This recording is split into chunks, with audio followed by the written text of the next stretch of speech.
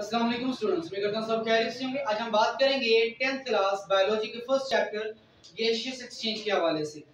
हमने last to lectures के अंदर बात की थी इंट्रोडक्शन के हवाले से, गैसियस एक्सचेंज इन प्लांट्स के हवाले से, इसके अलावा एयर पैसेज डिस्कस किया था ना। आज के लेक्चर में बात की जाएगी अबाउट लंग्स, इसके अलावा मैकेनिज्म ऑफ ब्रीथिंग और लास्ट टॉपिक आज हम जो डिस्कस करेंगे वो होगा रेस्पिरेटरी सेंटर का। तो चलें स्टार्ट करते हैं लंग्स को। अब लंग्स क्या होते हैं?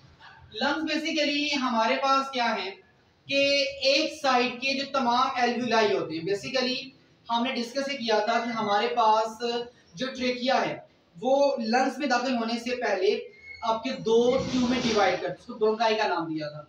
अब ब्रोंकाई लंग्स में जाने के बाद फर्दर डिवाइड करती है और क्या बनाती है? ब्रोंक्यूल्स बनाती है। अब ब्रोंक्यूल्स के एंड पर जो एल्वुलर डक्ट्स होती है they are open in the sac like structure, this is called alveoli. और एल्वुलाई बेसिकली वो पार्ट था जहां पर गैसियस एक्सचेंज का फिनोमिना परफॉर्म हुआ था। तो बेसिकली आपके एक साइड के जो जितने भी एल्वुलाई हैं they are combined to form the complete one lung. तो what is the lungs? We can say that alveoli of one side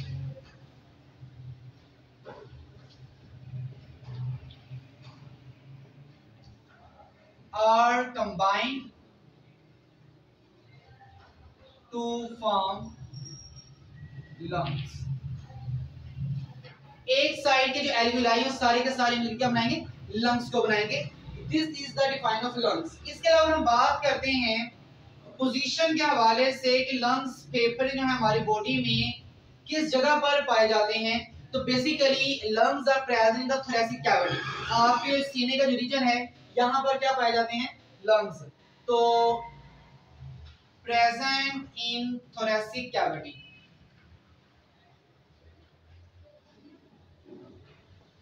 इसके बाद आपकी लंग्स की प्रोटेक्शन के लिए आपकी बॉडी में कौन से पार्ट्स मौजूद हैं? तो बेसिकली अगर हम बात करते हैं लंग्स की प्रोटेक्शन के हवाले से तो there is 12 pair of ribs. पसलियों के 12 जोड़े या टोटल 24 रिब्स भी कह सकते हैं, 24 पसलियां या 12 जोड़े 12 पेयर रिब्स के। They are present in the thoracic cavity जो आपके लंग्स को आपके हार्ट को प्रोटेक्शन प्रोवाइड करते हैं। इसके अलावा इन रिब्स के दरमियान में, पसलियों के दरमियान में जो मसल्स पाए जाते हैं these are called the intercostal muscles.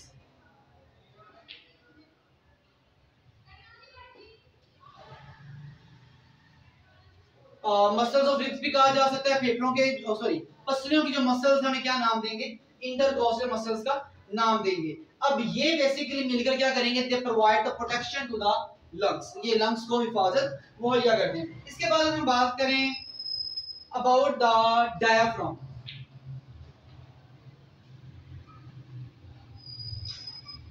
Diaphragm basically क्या है? डायाफ्राम एक डोम लाइक स्ट्रक्चर है, एक गुंबदनुमा साफ्ट है which is present below the lungs। Basically ये आपके इस जगह पे लंग्स हैं तो ये फेफड़े सॉरी लंग्स, उसके ऊपर रिब्स हैं।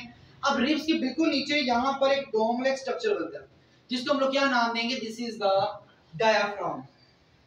तो thick muscular structure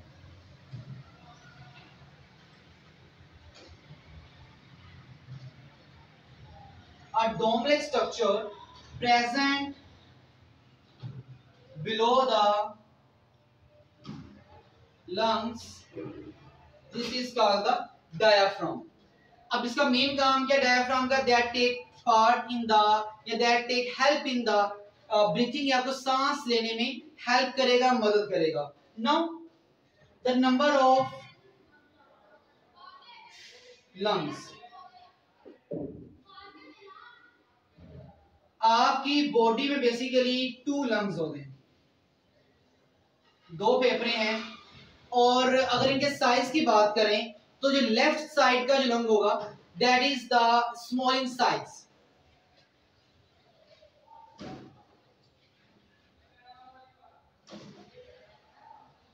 small in size, जबकि जो राइट वाला है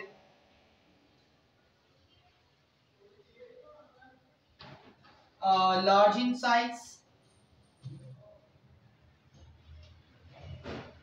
बेसिकली अगर हम लेफ्ट लंग की बात करते हैं, बायां फेफड़ा जो हमारे पास है, इट हैव द 2 लूप्स।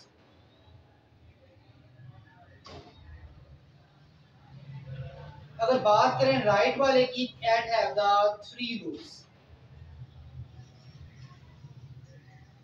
उसके 2 लूप्स हैं तो साइज में स्मॉल है, इसके 3 लूप्स हैं तो ये साइज में लार्ज है। This is about the number of lungs in the body. Now अगर हम बात करते हैं स्ट्रक्चर के हवाले से,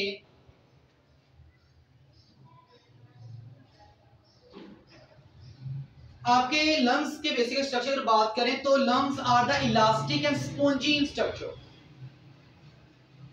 ये इलास्टिक होते हैं, लचकदार होते हैं, और साथ ही साथ स्पॉन्जी, स्पॉन्जी का मतलब होता है मसानदार, ठीक है, has a pores with it, so these are the elastic and spongy. तो this is structure of the lungs. इसके अलावा आपके लंग्स की प्रोटेक्शन के लिए, मजीद प्रोटेक्शन के लिए, एक तो प्रोटेक्शन आपके रिब्स भी कर रहे हैं और इंटरकोस्टल मसल्स भी कर रहे हैं, इसके अलावा आपके लंग्स की मजीद प्रोटेक्शन के लिए हमारे पास क्या मौजूद है कि आपके लंग्स के सराउंडिंग में 2 मेम्ब्रेन्स हैं which are called the internal and outer pleural membrane.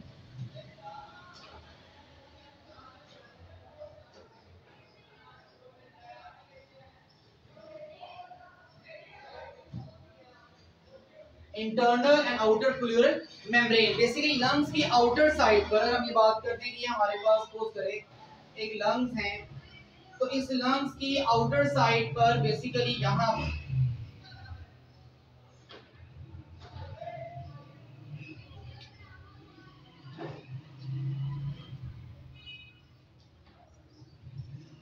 To membranes होंगे, विच इज का अंदर वाली जो मेम्ब्रेन होगी उसे इंटरनल का नाम देंगे, जो बाहर वाली उसे आउटर का नाम देंगे। तो internal outer pleural membranes are present around the lungs for provide the more protection to the lungs. इसके अलावा इन 2 मेम्ब्रेन्स के दरमियान में एक फ्लूइड पाया जाता है, और यहाँ पर एक फ्लूइड एग्जिस्ट करेगा। उसका मेन फंक्शन क्या होता है? उसका मेन फंक्शन ये होता है कि जब आपके लंग्स एक्सपेंडेशन करें या कंट्रैक्शन करें तो उस दौरान दे आपके provide the lubrication to the membranes. तो आपका जो फ्लूइड है वो इन 2 मेम्ब्रेन्स के दरमियान में क्या प्रोवाइड, लुब्रिकेशन प्रोवाइड करेगा, ताकि जब ये आपके जो लंग्स हैं वो जब फैलते हैं या सुकड़ते हैं तो उस दौरान आपके लंग्स आसानी के साथ इजीली मोशन शो कर सकें, मूवमेंट कर सकें, उन्हें किसी किस्म की कोई डिस्टर्बेंस वहां पे फेस ना करनी पड़े। तो there is a fluid present between the internal and outer fluid membrane, जो क्या करेगा, लुब्रिकेशन प्रोवाइड करता है। This is all about the lungs. इसके अलावा एक और चीज है, आपके लंग्स के सराउंडिंग में अगर हम बात करें तो एक ब्लड वेसल्स का नेटवर्क भी पाया जाता है, बेसिकली जो कि पल्मोनरी आर्टरी या पल्मोनरी वेन्यूल के डिवाइड करने से बना होता है, जिन्हें हम कैपिलरीज कहते हैं। तो capillaries are also present around the lungs which is used there for different purposes. So this is about the lungs. Now अब बात करेंगे मैकेनिज्म ऑफ ब्रीथिंग के हवाले से।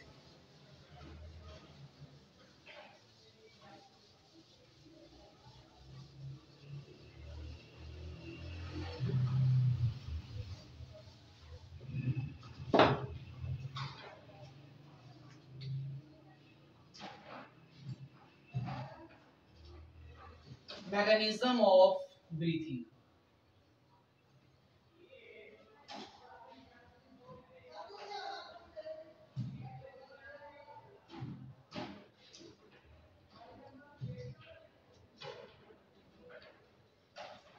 ब्रीथिंग के मैकेनिज्म बेसिकली हमारे पास यहाँ पे 2 चीजें आती हैं, one is the inhalation and one is the exhalation. तो हम दोनों को डिस्कस करेंगे। तो हमारे पास यहाँ पर मैकेनिज्म के बेसिकली 2 डिफरेंट स्टेप्स हैं, one is the inhalation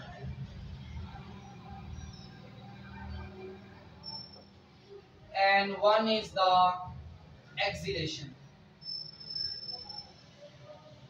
inhalation के हम एक और वर्ड इस्तेमाल करते हैं इंस्पायरेशन का भी,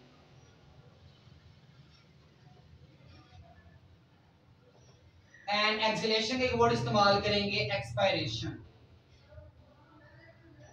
बेसिकली सांस लेने के अमल के दौरान ये 2 डिफरेंट स्टेप्स होते हैं। एक स्टेप में हवा को इनटेक करेंगे, अंदर लेके बॉडी के, और दूसरे स्टेप में बॉडी से हवा को गैसों के तबादला के बाद, गैस एक्सचेंज के बाद रिमूव किया जाएगा। तो बेसिकली ये दो स्टेप्स हैं जो कि ब्रीथिंग के दौरान परफॉर्म हो रहे होते हैं। अब देखना ये है कि दोनों में बेसिक डिफरेंस क्या है। तो सबसे पहले बात करेंगे इनहेलेशन के हवाले से।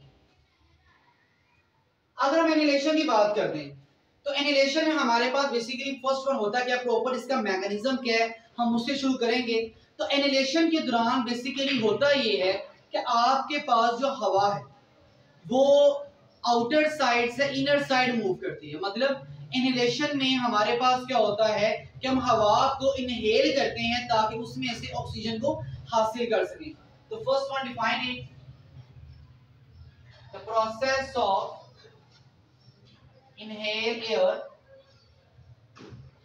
for gain of oxygen। हवा को इनहेल करना किसके हसूल के लिए, ऑक्सीजन के हसूल के लिए। तो उसको हम क्या नाम देंगे, इनहेलेशन का नाम देंगे। सेकंड वन, जब आप ये फिनोमेना परफॉर्म करते हैं तो उस दौरान होता क्या है कि आपके जो रिब्स होते हैं, रिब्स की जो मसल्स होती हैं, दे आर कंट्रैक्टेड, और आपके जो रिब्स हैं जैसे रिब्स के मसल सिकुड़ेंगे तो आपके जो रिब्स हैं ये आउटवर्ड मूवमेंट करेंगे। तो मूवमेंट ऑफ रिब्स, तो रिब्स की मूवमेंट हमारे पास क्या होगी, सबसे पहले रिब्स के जो मसल्स हैं कंट्रैक्शन करेंगे, सिकुड़ेंगे। तो क्या लिखेंगे, contraction of ribs muscles and ribs move outward। सबसे पहले आपके रिब्स के मसल्स सिकुड़ते हैं और रिब्स आपके बाहर को मूवमेंट करेंगे। सेकंड वन हमारे पास फिर क्या होगा, इस दौरान आपका जो डायाफ्राम है वो भी कंट्रैक्शन करेगा and that is move downward. Movement of diaphragm, तो क्या होगा, diaphragm contract and move downward।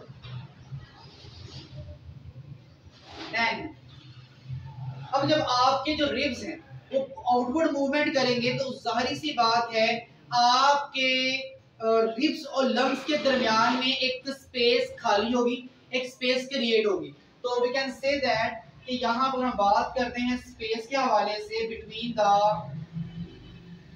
Lungs and ribs, तो वो क्या होगी, इंक्रीज करेगी, increase in space in thoracic cavity।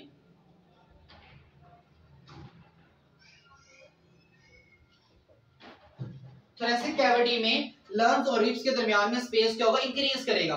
अब जब स्पेस इंक्रीज करेगा, रिब्स आउटवर्ड मूवमेंट करेंगे, तो जाहिर सी बात है आपके लंग्स के ऊपर जो प्रेशर होगा वो रिड्यूस करेगा। तो प्रेशर ऑन लंग्स, लंग्स पर प्रेशर क्या होगा, रिड्यूस करेगा, कम होगा। जब आपके लंग्स पर प्रेशर कम होगा तो अब हवा क्या करेगी, हवा मूव करेगी from outer side to inner side, क्योंकि लंग्स के अंदर भी प्रेशर कम होगा। मतलब एक तो आपके लंग्स के ऊपर प्रेशर कम होगा क्योंकि रिब्स आउटवर्ड मूवमेंट कर रहे हैं, साथ ही साथ आपके लंग्स के अंदर भी प्रेशर क्या होगा, कम होगा, जिसकी वजह से हवा हाई प्रेशर तो बाहर से कहां मूव करेगी, अंदर, जहां प्रेशर क्या होगा, हवा का कम होगा। तो लास्ट पॉइंट अगर इसकी बात करते हैं तो मूवमेंट ऑफ एयर, हवा कहां से कहां मूव करेगी, from outer side to inner side, क्योंकि आउटर साइड प्रेशर ज्यादा है, इनर साइड प्रेशर क्या है, कम है। Air move from outer side to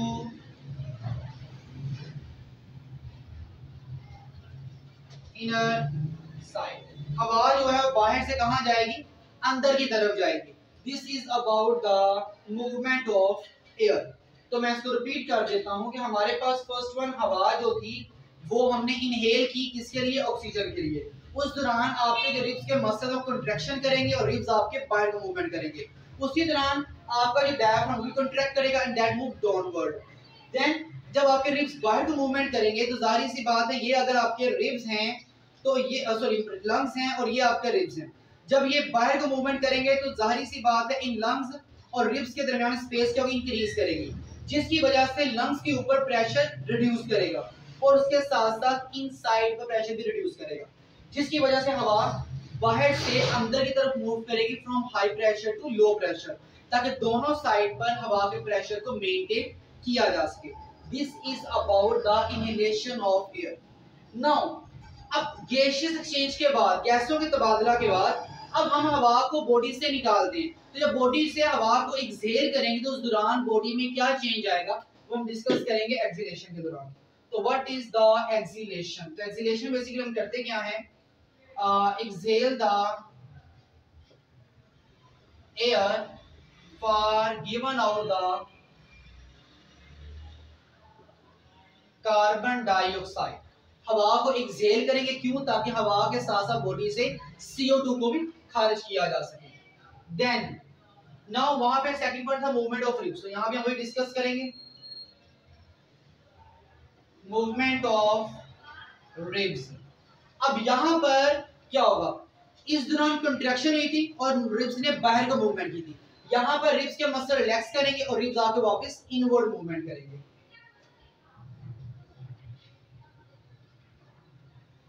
Ribs muscles relaxed and ribs move inward. Then हमने बात की डायफ्राम के हवाले से, तो यहाँ भी थर्ड पॉइंट जो हमारा होगा वो डायफ्राम का ही होगा, मूवमेंट ऑफ डायफ्राम। अब डायफ्राम मूवमेंट, क्योंकि डायफ्राम भी रिलैक्स होगा एंड मूव डाउनवर्ड, यहाँ we can say that, sorry आपके पास यहाँ पे डाउनवर्ड मूव किया तो यहाँ पे रिलैक्स होने के बाद अपनी रियल पोजीशन पे वापस आएगा, तो क्या लिखेंगे, simply say that diaphragm relaxed and move toward its real position, its original position, जो इसकी पोजीशन पहले थी ये वहीं पर वापस मूव करेगा। देन हमने बात की थी space between the lungs and ribs. जब रिब्स ने बाहर को मूवमेंट की थी तो आपके लंग्स और रिब्स के दरमियान स्पेस इंक्रीज हुई थी, लेकिन अब जब ये रिब्स आपके वापस इनवर्ड आ चुके हैं, वापस अंदर को मूव कर रहे हैं, तो लिहाजा थोरेसिक कैविटी के अंदर लंग्स और रिब्स के दरमियान स्पेस दोबारा से कम हो जाएगी। तो now space between lungs and ribs तो क्या होगी, रिड्यूस, ये कम होगा, स्पेस जो एरिया है वो क्या होगा, कम। उसके बाद हमने बात की थी प्रेशर ऑन लंग्स। इनहेलेशन के दौरान लंग्स पर प्रेशर रिड्यूस हुआ था, लेकिन यहां पर क्या होगा, प्रेशर ऑन लंग्स इंक्रीज करेगा।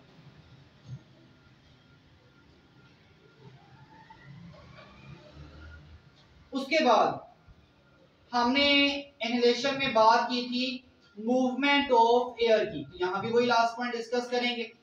यहां पर मूवमेंट होती है आउटसाइड टू इनसाइड, मतलब बाहर से अंदर की तरफ, क्योंकि बाहर प्रेशर ज्यादा था अंदर प्रेशर कम था। लेकिन नाउ एक्सीलेशन के दौरान अब आपके लंग्स के अंदर हवा का प्रेशर ज्यादा है, लिहाजा अब जो हवा है वो लंग्स से बाहर की तरफ मूवमेंट करेगी from high to low pressure, तो वी कैन से दैट जो एयर है वो इनसाइड टू आउटसाइड मूव करेगी। Air move from inside to outside. This is about the exhalation. तो ये बेसिक डिफरेंस में भी आप इसको राइट कर सकते हैं, कंपैरिजन में भी आ सकता है, and that is simple mechanism of the inhalation and exhalation. Now we are moving toward the last topic, वो है रेस्पिरेटरी स्टैंडर्ड का।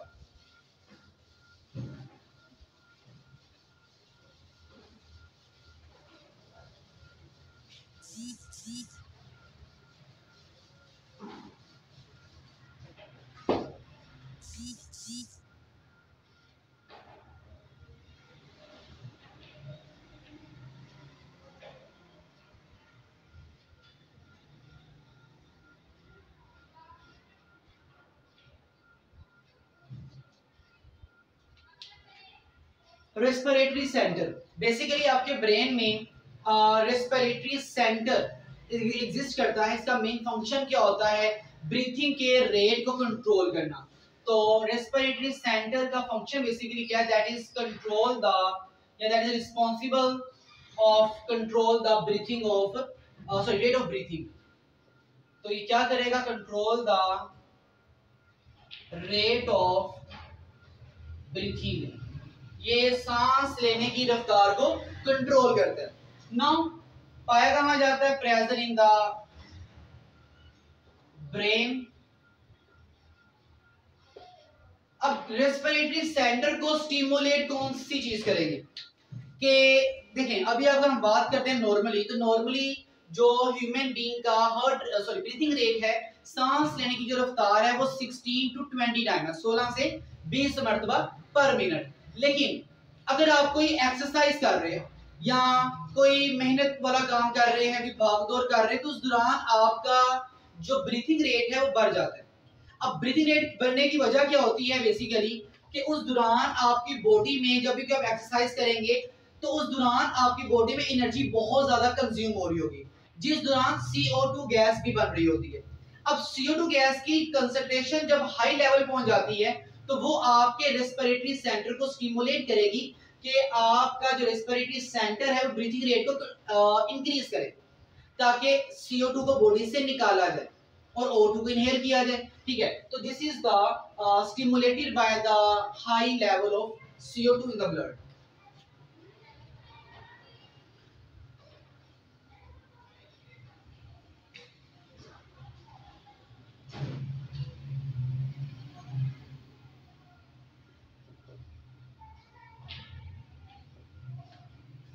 अब आपने एक्सरसाइज जब की, तो एक्सरसाइज के दौरान, वर्जिश के दौरान जाहिर सी बात है आप एनर्जी को कंज्यूम कर रहे हैं, उससे ग्लूकोज टूट रहा है। जब ग्लूकोज टूटेगा तो रेस्पिरेशन के दौरान CO2 गैस तो बनती है। अब जितनी ज्यादा एक्सरसाइज करेंगे उतना ज्यादा CO2 प्रोड्यूस होगा। अब जितना ज्यादा CO2 प्रोड्यूस होगा उतना ज्यादा आपका जो रेस्पिरेटरी सेंटर आपके रेट में इंक्रीज करेगा। मोस्टली हम जनरली अगर बात करते हैं, नॉर्मल जो रेट था मैं पहले बता चुका हूं, नॉर्मल ब्रीथिंग रेट जो है वो है 16 टू 20 टाइम्स पर मिनट। और अगर बात करते हैं आपकी हार्ट जॉब के दौरान जो ब्रीथिंग रेट है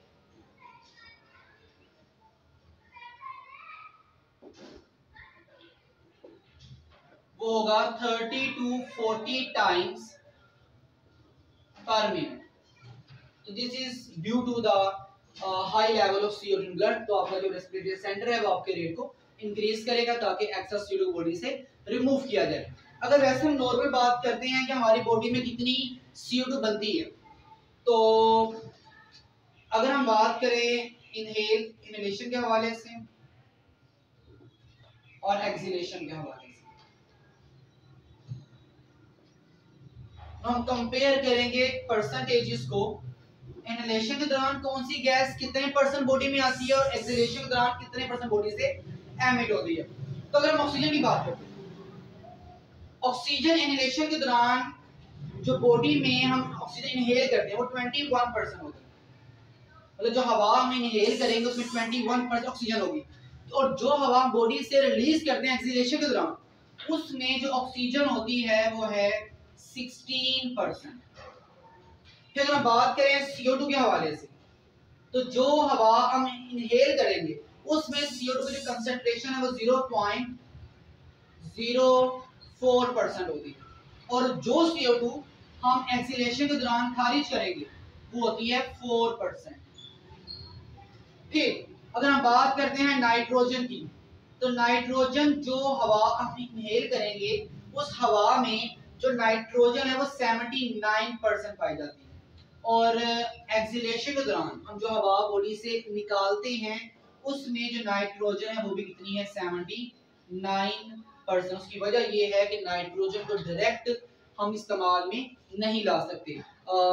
नाइट्रोजन को डायरेक्ट इस्तेमाल में लाने वाले सिर्फ एक बैक्टीरिया है, इनका नाम क्या है? Nitrogen fixing bacteria. इसके अलावा ना प्लांट ना एनिमल इस काबिल नहीं है कि नाइट्रोजन को डायरेक्ट इस्तेमाल में ला सकें। ठीक है, ये हमारे पास आज का छोटा सा लेक्चर था।